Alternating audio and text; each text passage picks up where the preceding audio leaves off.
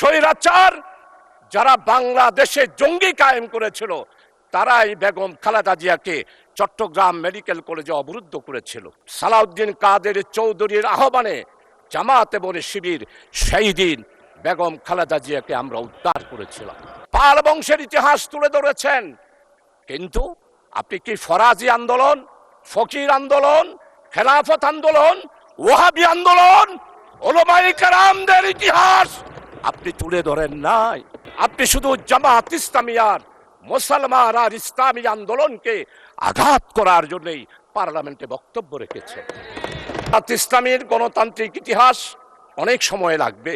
আপনি যেহেতু আমাকে সময় নির্ধারণ করে দিয়েছেন, আজকে জামাত ইসলামীর ব্যাপারে শুধু এতটুকু বলতে চাই, ভুলে গেলে চলবে না। 1997 সালে দেশনেত্রী বেগম খালেদা জিয়া বৃহত্তর বিরোধী দলের নেতা ছিলেন। চট্টগ্রাম মেডিকেল কলেজে গেলেন, অবরুদ্ধ হয়ে গেল। ফ্যাসিস্ট স্বৈরাচার যারা বাংলাদেশে জঙ্গি কায়েম করেছিল তারাই বেগম খালেদা জিয়াকে চট্টগ্রাম মেডিকেল কলেজে অবরুদ্ধ করেছিল। আজকে আমাদের মরহুম শহীদ সালাউদ্দিন কাদের চৌধুরীর ছেলে আছে হুব্বাম কাদের, আমাদের সম্মানিত অর্থমন্ত্রী, চট্টলার কৃতি সন্তান, যার পরিবারে উনার আব্বা নয় উনার দাদা থেকেই মন্ত্রিত্ব ওনারা পেয়ে আসতেছেন, সেই রকম সম্ভ্রান্ত পরিবারের সন্তান উনিও দেশনেত্রী বেগম খালেদা জিয়ার সাথে মেডিকেল কলেজে ছিলেন। আজকে সম্মানিত অর্থমন্ত্রী আপনি স্বীকার করবেন, সর্বপ্রথম টেলিফোন করেছিল মরহুম শহীদ সালাউদ্দিন কাদের চৌধুরী আমি শাহজাহান চৌধুরীকে। আমি তো জামাত, আমি তো শিবির, কিন্তু সেই দিন আমরা জামাত শিবিরেরা চট্টগ্রাম মেডিকেল কলেজ থেকে দেশনেত্রী বেগম খালেদা জিয়াকে সালাউদ্দিন কাদের চৌধুরীর আহ্বানে জামাত এবং শিবির সেই দিন বেগম খালেদা জিয়াকে আমরা উদ্ধার করেছিলাম।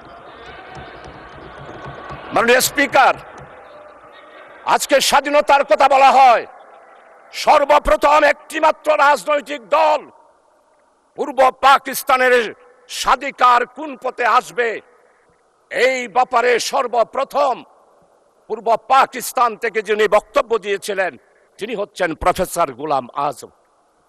1970 সালের নির্বাচন হলো, নির্বাচনের পর সর্বপ্রথম একটি রাজনৈতিক দলের পক্ষ থেকে সমস্ত পত্রিকা সাক্ষী ট্রান্সপার্ট পাওয়ার শেখ মুজিবুর রহমান প্রফেসর গোলাম আজম বক্তব্য দিয়েছিলেন। আমরাই সেই দিন বলেছিলাম সংখ্যাগরিষ্ঠতা হিসেবে আওয়ামী লীগ যেহেতু জনগণ রায় দিয়েছে তাই শেখ মুজিবের হাতেই ক্ষমতা হস্তান্তর করুন। আজকে সম্মানিত আমার অত্যন্ত পরম মুরব্বী ইতিহাসবিদ, আমি ওনার ফেসবুকে সব বক্তব্য শুনি, ওনার মনের ভিতর অনেক আবেগ। 1757 সালের ইতিহাস আপনি তুলে ধরেছেন, পাল বংশের ইতিহাস তুলে ধরেছেন, কিন্তু আপনি কি ফরাজি আন্দোলন, ফকির আন্দোলন, খেলাফত আন্দোলন, ওয়াহাবি আন্দোলন, উলামায়ে কেরামদের ইতিহাস আপনি তুলে ধরেন নাই। সেই দিন আমাদের খেলাফত আন্দোলন, ওয়াহাবি আন্দোলন, ফকির আন্দোলন, মজলুন আন্দোলন, হাজী শরীয়তুল্লাহর আন্দোলন আপনি যদি তুলে ধরতেন তাহলেই মনে করতাম আপনি একজন নিরপেক্ষ ব্যক্তি। এখন আমার মনে হচ্ছে আপনি নিরপেক্ষ নয়, আপনি শুধু জামাত ইসলামিয়ার মুসলমান আর ইসলামী আন্দোলনকে আঘাত করার জন্যই পার্লামেন্টে বক্তব্য রেখেছেন। আমার নেতা, আমাদের অপোজিশনের লিডার, উনি মুক্তিযোদ্ধার পরিবারের সন্তান, শহীদ পরিবারের সন্তান, এটার উপরও আপনি আঘাত করেছেন। আপনার মনের বেদনা আমরা বুঝতে পারি।